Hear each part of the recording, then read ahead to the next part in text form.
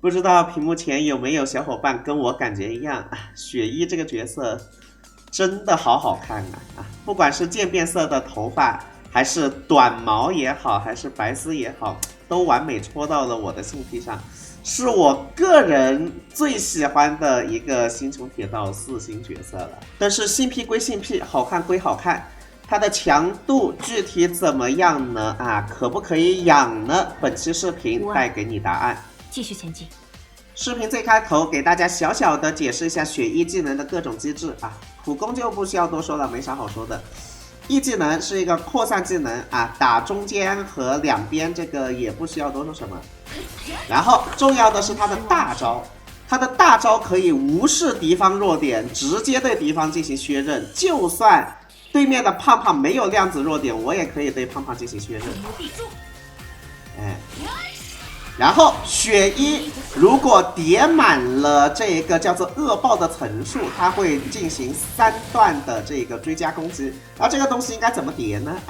它只要队友这一边能够削敌方的刃，它就能叠这一个层数啊。雪衣就是那么简单。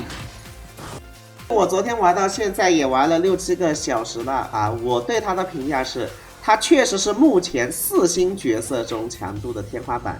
但是你如果说它可以超越5星，像现在网上有一些说，可以超越5星，我个人觉得夸张了，并且雪衣一定要绑定软梅，没有软梅就不要练。本期视频呢分为以下几个部分，第一个部分我会先给大家展示雪衣不加入软梅队，而是用以前一些比较传统的这些辅助去辅助雪衣呢，看看雪衣直伤能打出多少伤害。然后呢，我会把雪衣的命座拉高，看一下命座拉高之后这个直伤伤害会不会变到高啊。第三个部分我会把雪衣给加入软梅队，看一下伤害有没有进一步的变高。来看一下面板光锥我给他带的精炼5阶的克拉拉光锥，仪器的话鞋带的是速度，衣服带的是攻击力，球带的是量子属性提高，然后绳子带的是击破特攻具体属性是这样一个样子的我暂时没堆暴击率，等一下也会换暴击衣服给大家看的。这段给大家展示的是0命雪衣，并且在没有抽到软梅的情况下，用老的一些传统辅助打出来的一个录屏效果来，我们看看雪衣能有什么样的表现吧。在满拐情况下，这个面板的雪衣一个大招42000，一个追加攻击3万伤害，然后布洛尼亚这边再给他拉一下，看看他一技能多少伤害。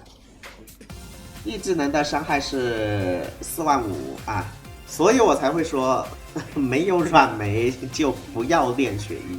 可能这个时候你就要骂了，连暴击率都没有给他堆满，你说个锤子！我跟你们说，没有软梅就不要练雪衣这个问题是无法用暴击率解决的。现在我给他带上精炼5阶的隐月光锥，然后带上暴击衣服再打一场。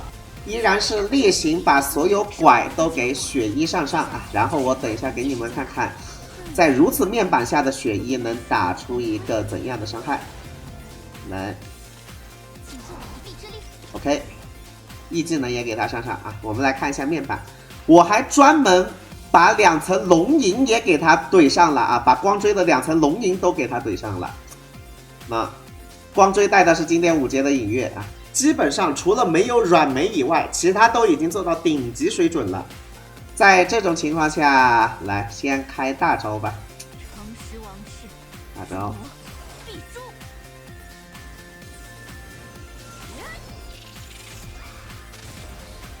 82000好，暴击了82000，E技能暴击了84000，然后追加攻击7万不到总而言之，如此顶级的情况下，3个伤害都是10万不到。那么我给他点到6命，能不能拯救一下呢？现在这一段视频呈现的是一个6命的雪衣，依然是把所有拐都给他上了。具体面板是这样的给他带的光锥是精炼5阶的克拉拉光锥，除了没有软梅以外，我真的已经把雪衣的练度拉到最高了。我们看看这种情况下他能有一个怎样的表现。一个大招暴击了98000，然后追加攻击是83000，然后再一个 E 技能是56000，再追加攻击11万。看上去是不是觉得这个伤害还不错了啊？但是我跟你说，我在上了满拐的情况下，这个伤害其实是连阿兰都做得到的。来，阿兰开一个大，开一个大12万，然后一个 E 技能，也有7万多。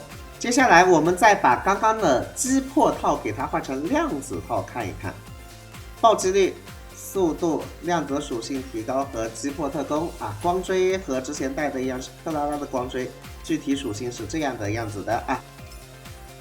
那量子属性提高啊，然后所有拐都给它上了。我们先开一个大，暴击暴击暴击 ，OK 啊，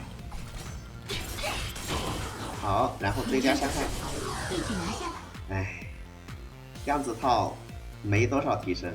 现在我来给大家打一场有软梅的血衣实战。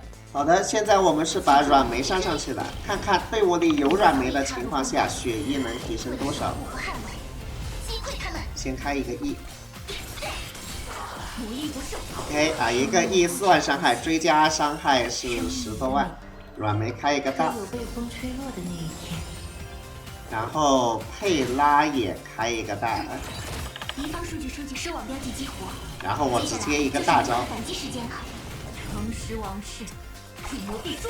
暴击一下行不行 ？OK， 暴击一下变成了10多万啊，然后直接击破对方，击破对方触发了那个软梅的击破，20万伤害直接带走。所以呢，我才会说有软梅你才要练血衣啊。至于有软梅就一定要练血衣吗？其实我也觉得不然啊，因为软梅你辅助其他更强力的5星 C， 说实话，我觉得或许比血衣更厉害一点啊。而且血衣在实战中还会有一些意想不到的尴尬问题，就是敌方的韧性条在被你打完之后，它的这个恶爆层数就叠不了了，你一定要削到敌方的韧性条啊，它才能叠上这个恶爆层数。所以现在在 BOSS 复活之前呢，我们是叠不了恶爆层数的。可能这个时候你就要说，我打的是单体怪物，所以只有一根韧性条，无法叠这一个恶爆层数。那么在遇到群体怪物的情况下又怎么样呢？我们来看一下啊，在有群体怪物的情况下，我们血衣大概率还是只靠一只怪物累积恶爆层数，因为旁边的小怪很容易就被秒了啊。那现在这个情况，我的血衣就累不上恶爆层数了，再怎么也触发不了追击伤害了啊。这个无法累恶爆层数，实战当中还是比较蛋疼的。所以说我对血衣的评价就是它强吗？它当然强，但是它是属于4星角色里面的那种强啊，非要说是网上铺天盖地的说它能超越5星角色，真不至于，因为血衣是有很多问题要在大家实战中解决的啊，所以大家还是要理性分析，血衣到底值不值得练。那么个人觉得血衣在什么情况下值得练呢？其实我认为你的软梅就算是低练度啊，你也没有必要去练血衣。但是如果你的软梅是高练度，就比方说像我一样已经6命了啊，你就可以练一个血衣作为软梅的核弹按钮，作为它的核弹触发器。我来给大家展示一下，现在我的血衣是加入了高练度软梅队伍，我这个软梅是6+5的。为了给血衣触发恶爆呢，我还上了2个削刃的队友，一个罗刹，一个御空啊，用来削对面的韧性，给血衣叠恶爆。来，我现在罗刹也开一个大吧。罗刹的大不仅能降敌方抗性，还能给血衣叠一层恶爆。御空也开一个大，御空也能给血衣继续叠恶爆。然后我们用血衣削掉对面一大管韧性啊，这个大招。虽然削了敌方一大管韧性，但是血衣本身的伤害还是比较低啊。但是如果我的血衣把对面破刃触发了软梅的冰伤啊，这个伤害就达到了30多万，直接就把真蛰虫给带走了。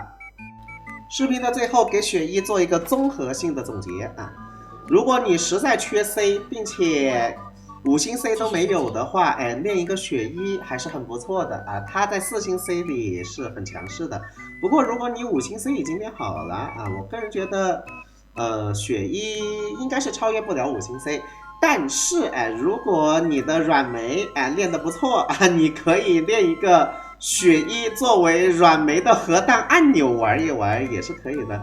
总而言之，按照性癖来练永远不亏啊。当然如果你是平民的话，希望本期视频能为你省下资源。最后祝大家欧气满满，身体健康，新年快乐，再见。